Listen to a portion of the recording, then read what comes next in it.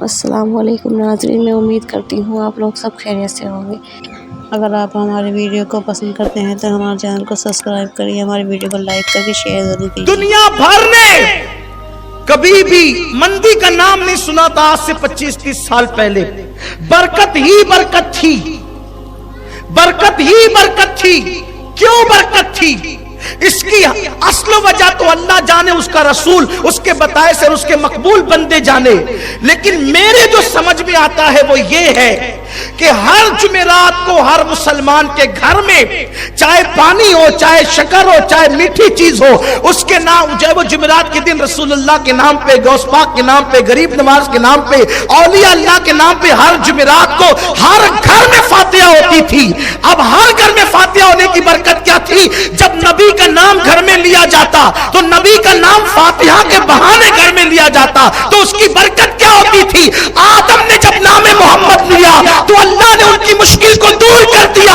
ہم نام محمد فاتحہ کے نام پہ جب ہر جمعرات گھر میں لیتے تھے تو اللہ اس کی برکت سے مصیبتوں کو دور فرما دیا کرتا۔ غوث پاک کا نام لیا جاتا، غریب نواز کا نام لیا جاتا تھا۔ میرے آقا فرماتے عبداللہ ابن عباس کی روایت ہے کہ اصحاب کہف کا نام لیا جائے تو گھر میں چوری نہیں ہوگی، آگ نہیں لگے گی۔ ارے اصحاب کہف کا نام لے لو تو اتنی برکت ہوتی ہے۔ خود محمد رسول اللہ، ان کی اہل بیت کا نام لو، ان کے اصحاب کا نام لو تو گھروں میں برکت نہیں ہوگی تو کیا ہوگی؟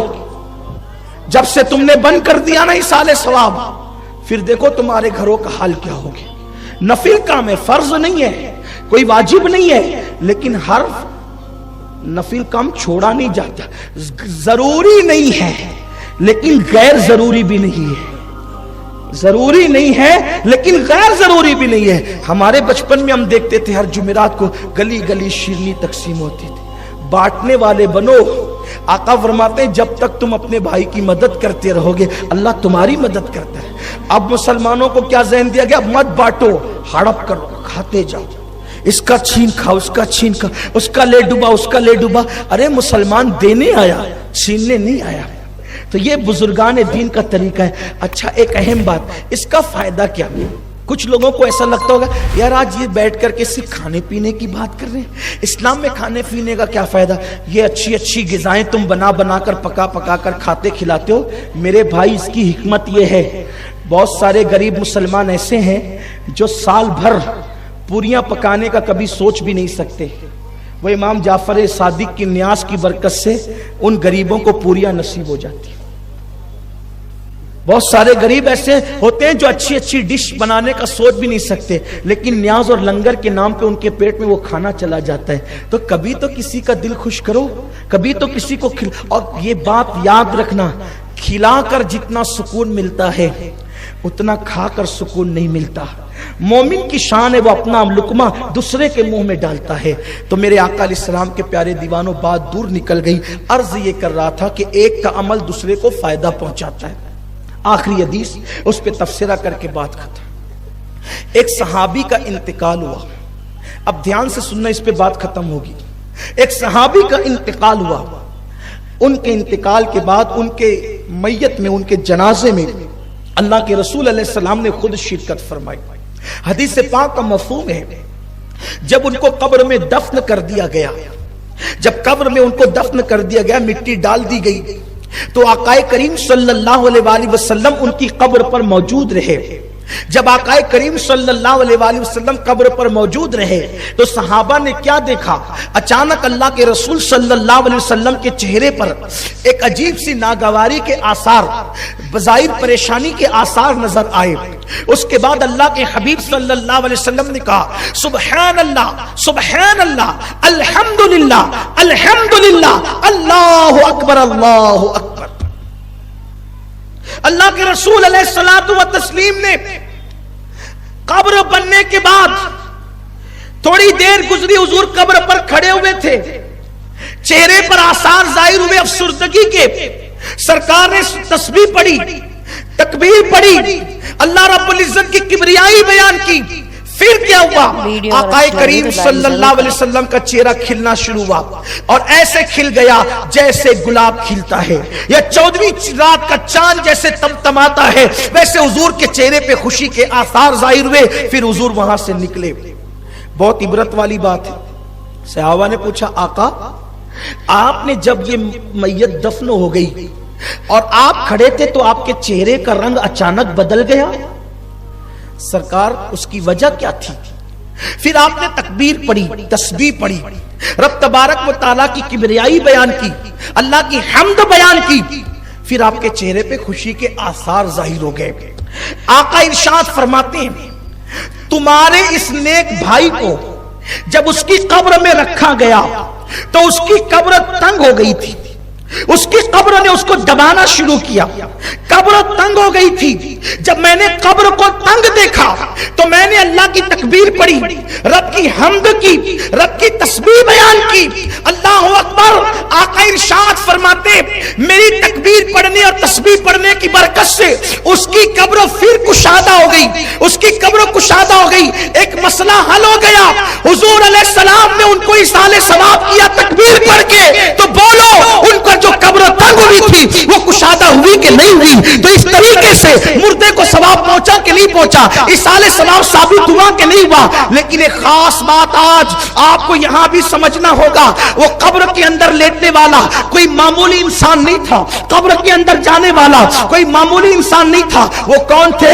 मेरे रसूल के सहाबी थे, मेरे आका के सहाबी थे। सहाबे किराम ने पूछा, आका ने क्या कहा पता है? तुम्हारे इस नेक भाई पर, तुम्हारे इस नेक भाई पर, यानी वो गुनहगार नहीं थे बल्कि वो नेक थे, फिर उनकी कब्र तंग क्यों हो गई? उनकी कब्र शॉर्ट क्यों हो गई? उनकी कब्रों ने उनको दबाया क्यों? अल्लाह अकबर। कब्र तंग होने की वजह क्या थी? तो सहाबा ने अर्ज़ किया, आका जब ये नेक है तो इनकी कब्र तंग क्यों हुई? कब्र तंगी की वजह क्या है? तो आका इरशाद फरमाते हैं, हदीस से पाक का मफहूम है कि ये बड़ा नेक था लेकिन ये पेशाब के छींटों से नहीं बचता था।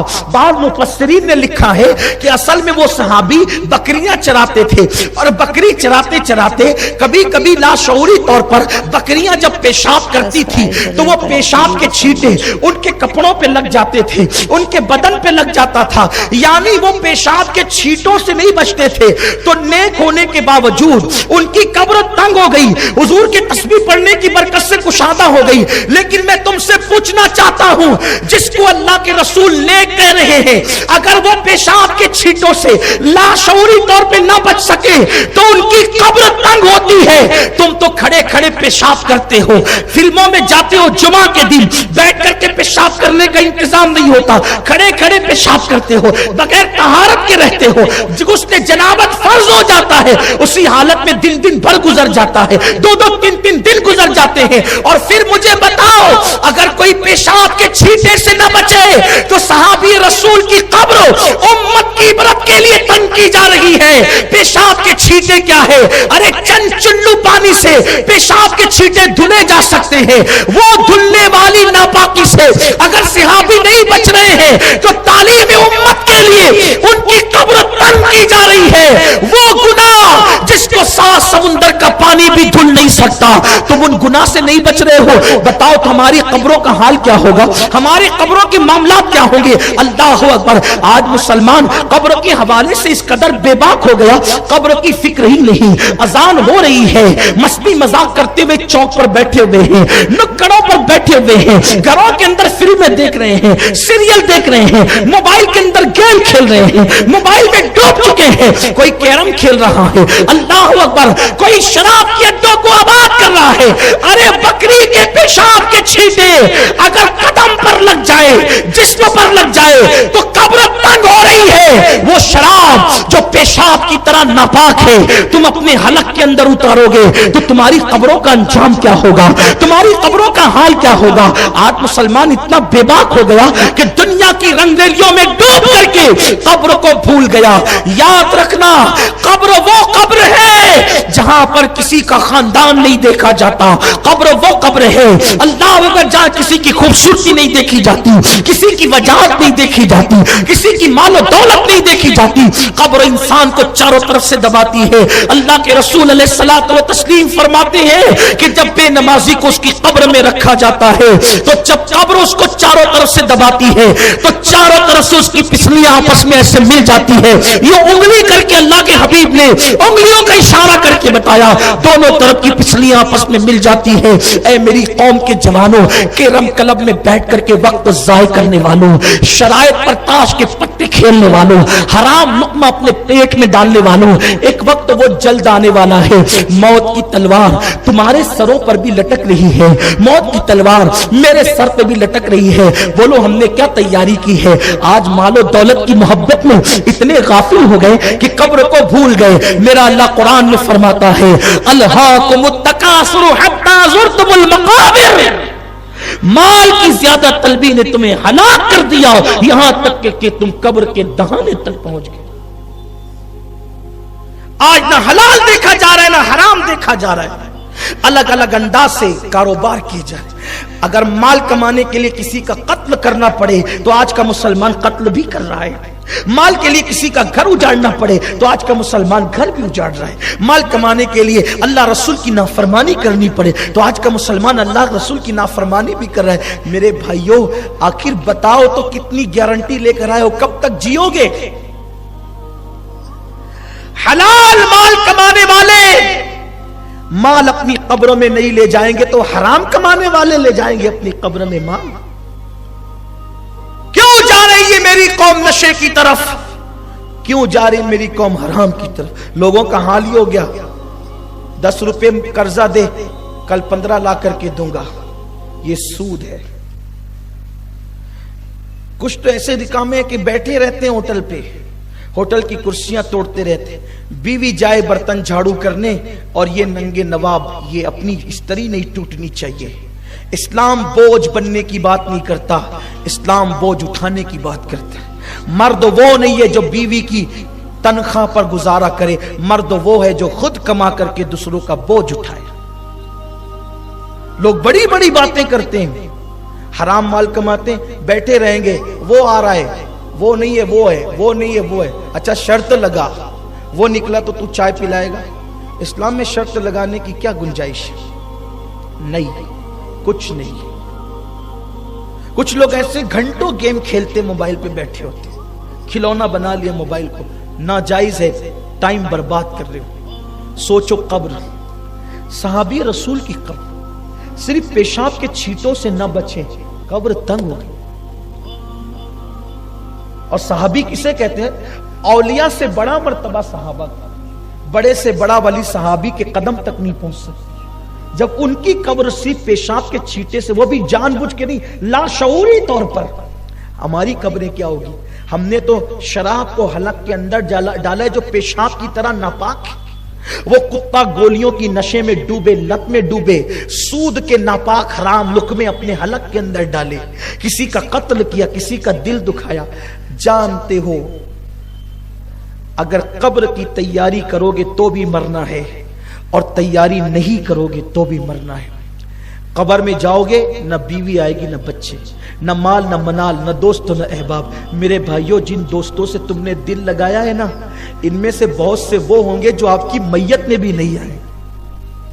बोलेंगे यार दुकान पे बैठने वाला कोई नहीं है, प्लीज जरा सा थोड़ा अगर जनाजा मुअख्खर कर देते तो अच्छा होता। हंसने की बात नहीं है। कब्र में अकेले जाना है, अकेले, और वहां सिर्फ अमल पूछा जाएगा, अमल। अमाल काम आएंगे, क्या क्या तैयारी की है? अल्लाह ने हमें दुनिया में टाइम पास करने के लिए नहीं भेजा, दूसरों का मजाक उड़ाने के लिए नहीं भेजा, आवारा गर्दी करने के लिए नहीं भेजा, औरतों पे बदनजरी करने के लिए नहीं भेजा, किसी का घर उजाड़ने के लिए नहीं भेजा। अगर एक छोटी सी नेकी रास्ते से तकलीफ देने वाली चीज को हटा के नेकी कर सकते हो तो कर लो, कब्र में काम आएगी। एक पैसा किसी गरीब की झोली में सदके के तौर पे डाल सकते हो तो डाल दो, कब्र में काम आएगा। हमने कब्र की क्या तैयारी की? अल्लाह के हबीब सल्लल्लाहु अलैहि वसल्लम फरमाते हैं, कब्र जन्नत के बागों में से एक बाग है या जहन्नम के गढ़ों में से एक गढ़ा है। तुम पर छोड़ दिया गया, अब तुम अपनी कब्र को क्या बनाते हो बनाओ। या जन्नत के बागों में से बाग बना लो या जहन्नम के गढ़ों में से गढ़ा बना लो। कुरान कहता है, अल्लज़ी खलक़ल मौत वल हयात लियब्लुवकुम अय्युकुम अहसनु अमला। अल्लाह ने जिंदगी और मौत पैदा करके तुमसे इम्तिहान लिया है। कौन थोड़ी सी जिंदगी को पाकर अच्छा अमल करता है?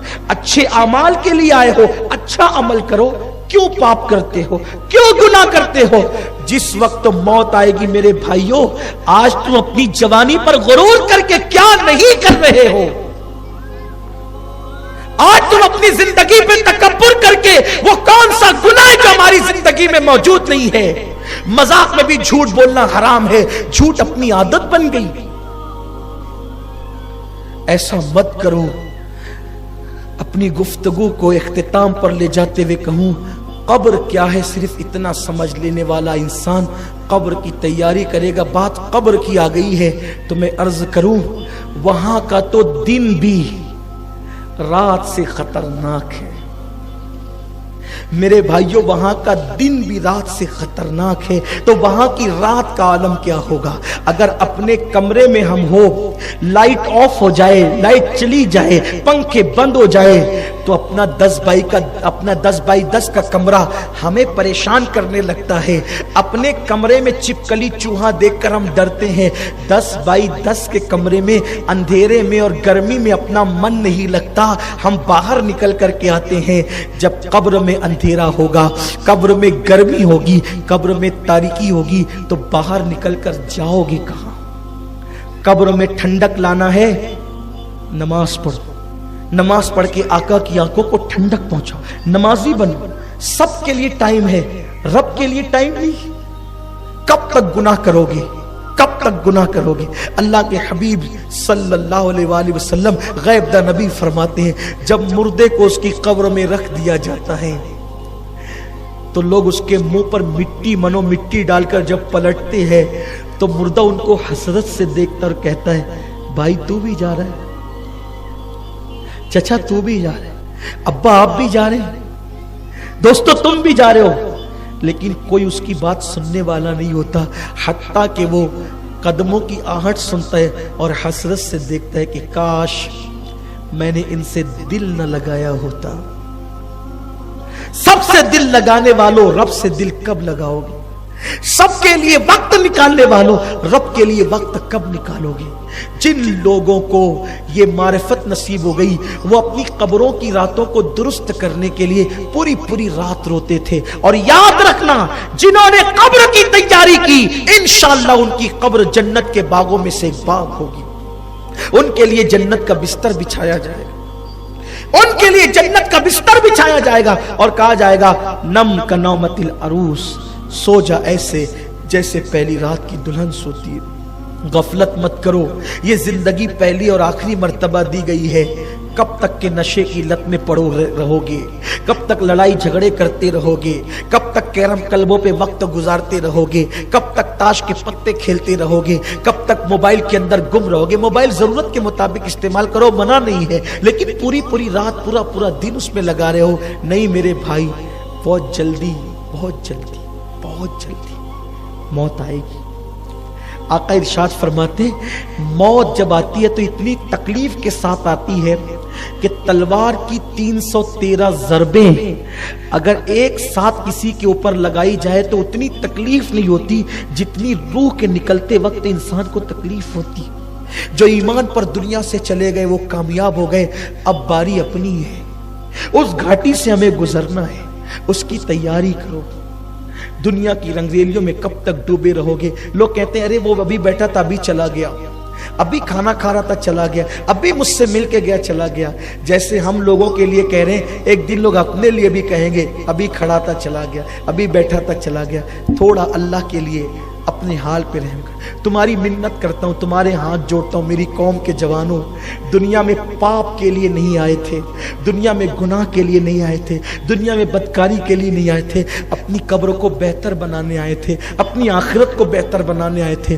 भूला हुआ सबक याद करो, मदीने के ताजदार ने तुम्हारी आखिरत को संवारने के लिए जो तुम्हें उसूल अता किए हैं, उन उसूल को इख्तियार करो। खुदा के लिए कब्र में कोई काम नहीं आएगा, कब्र में हमें अकेले जवाब देना होगा। कब्र के अंधेरे को अगर उजाले में तब्दील करना है, अल्लाह के घरों को आबाद करो। दाढ़ियां मुंडाकर गटरों में मत फेंको, चेहरों पे दाढ़ियां सजाओ। صدقہ کثرت سے دو، اللہ بری موت سے بچائے گا۔ آقا ارشاد فرماتے ہیں جو کثرت سے صدقہ دیتا ہے اللہ اس کو بری موت سے بچاتا ہے۔ ہمیشہ سچ بولو تاکہ مرتے وقت زبان پہ کلمہ نصیب ہو، اچھی موت آئے، کلمے والی موت آئے۔